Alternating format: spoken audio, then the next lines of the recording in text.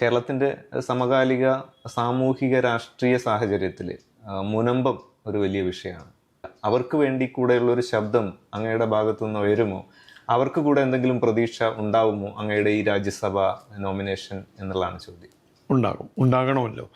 കിടപ്പാടം പോലും നഷ്ടപ്പെടുന്ന സാഹചര്യം ഉണ്ടാകുമ്പോൾ അത് കണ്ടില്ലെന്ന് നടിക്കാൻ ഒരു ഭരണകൂടത്തിന് കഴിയില്ല.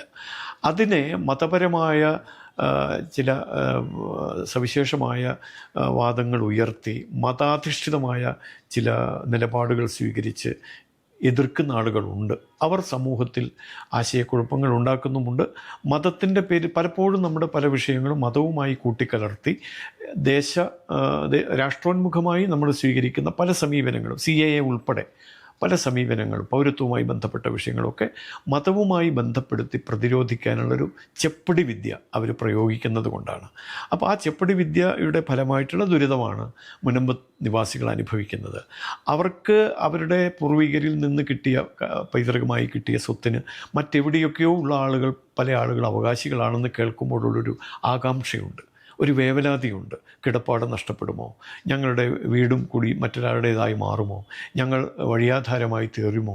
എന്നൊക്കെയുള്ള ഭയം അവരിലുണ്ട്. ആ ഭയം മാറ്റിയെടുക്കേണ്ടതുണ്ട്.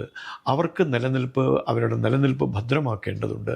അതിന് ആവശ്യമായ നിയമനിർമ്മാണം എന്നുള്ളതാണ് വഖഫ് നിയമ ഭേദഗതിയിലൂടെ കേന്ദ്ര സർക്കാർ ആഗ്രഹിക്കുന്നത്.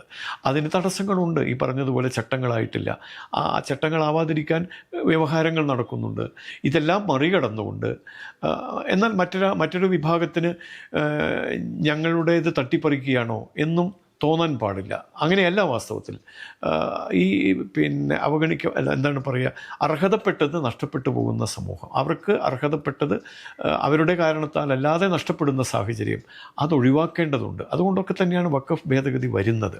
അപ്പോൾ അതിന് ശാസ്ത്രശുദ്ധമായ ഒരു പ്രായോഗിക സമീപനം കൈക്കൊണ്ട് അവരുടെ ദുരിതം ശാശ്വതമായി പരിഹരിക്കാനുള്ള എല്ലാ പരിശ്രമങ്ങളും ഉണ്ടാവും.